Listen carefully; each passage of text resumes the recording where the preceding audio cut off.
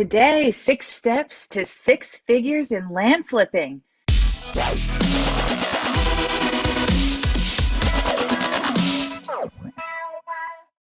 Hi, I'm Chris Thomas, and this is Land Flipping 101, where you can learn how to earn your financial freedom through land investing, even if you're a complete beginner. So I'm helping real estate investors achieve a $35,000 average profit without funding their own deals using my Land Flipping 101 secrets. The biggest question I get is, how do I get started in land flipping? And what do you do? So today I'm going to share my 6 steps to 6 figures in land flipping. And do you want me to let you in on a little secret? If you have a plan and every day you take action towards achieving that plan, you too can achieve any goal, including 6 figures in land.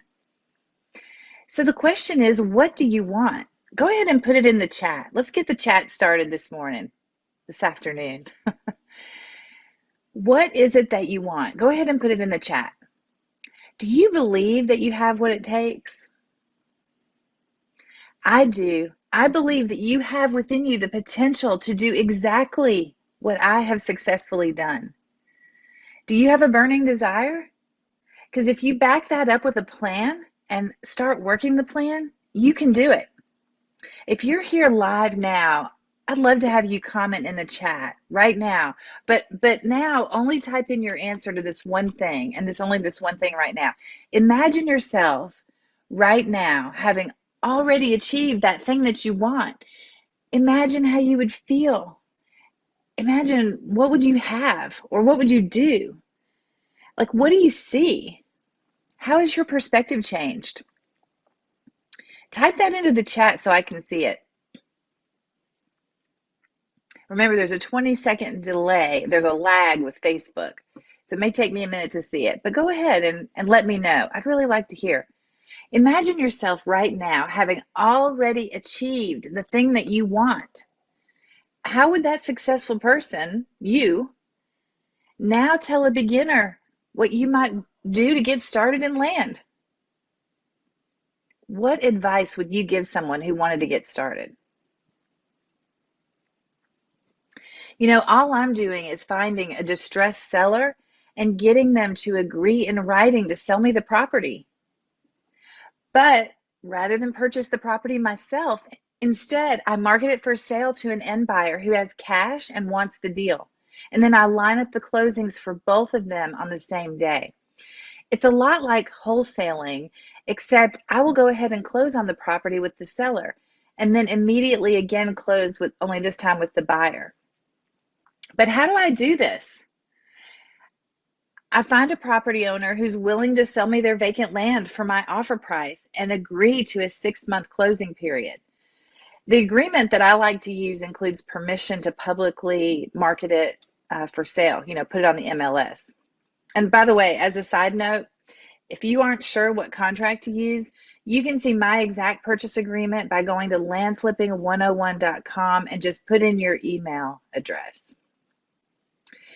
I've noticed in the Facebook group for Land Flipping 101 that there have been a lot of questions about how to get started in land flipping and what's involved.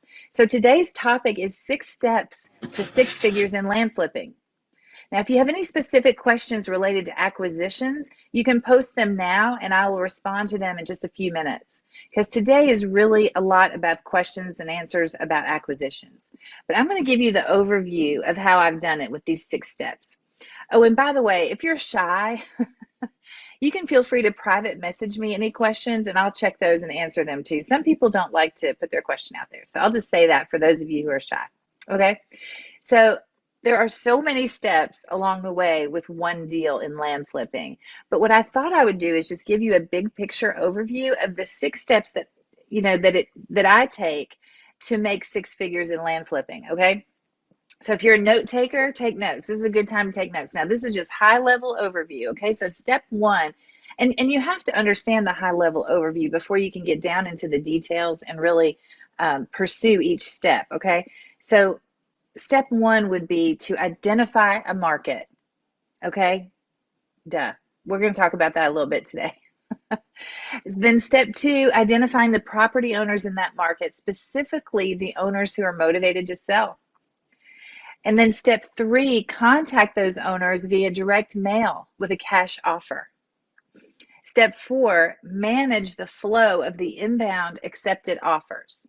And then step five, buy the property that fits your criteria. And step six, sell the property you own on the internet. Okay, that's all I'm doing. That's the overview. Now, I could simplify it even further and tell you that the journey of a land flipper really only involves three parts, okay? They're acquisitions, marketing, and sales. So right now, I'm going to take questions related only to acquisitions.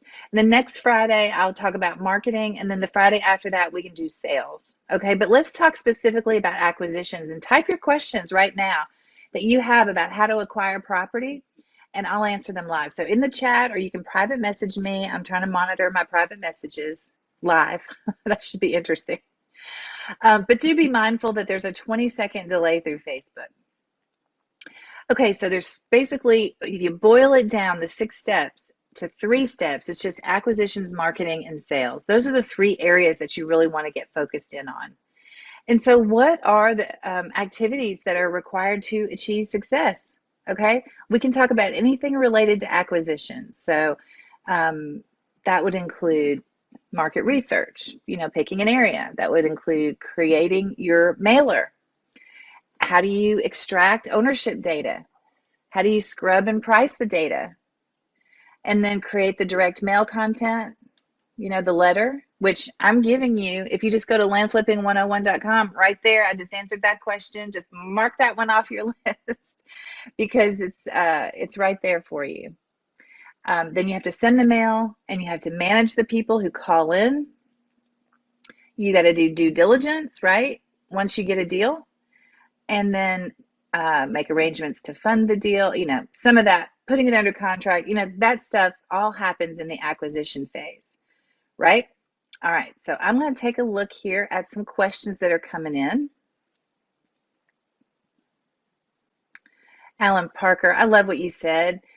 If you hit your dream, it would feel like the ultimate freedom. I completely agree, completely. And that is what we all want, right? We want financial freedom so that we can quit answering to our boss, so we can, just do what we want to do when we want to do it for the reasons that we have to do it.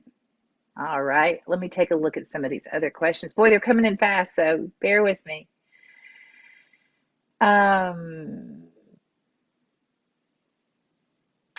Walder said, nice, sounds like a double close in the house world. Yes, I do something very similar to that, Walder. I do simultaneous closing with transactional funding. Rhonda Gordon says, how are you finding a distressed seller, though? Are you paying for PropStream or an app? Okay, Rhonda, great question. I get all my data from DataTree. I've never used PropStream. I've heard it's a great software, so you might be able to get it that way too. A distressed seller, though, is someone who's highly motivated, who doesn't want their land anymore. Okay, so that's what I mean. Like in the house world, a distressed seller would be really a distressed property. But in the land world, it's a seller situation. Okay, you're looking for a seller with a situation where they no longer want their land. Okay, like an inheritance where they don't care. Or 20 years ago, they used to take their kids out to the land and ride ATVs or something. When they don't have a use for that anymore, their kids have grown up and moved away and they don't want it. So those are some reasons, okay?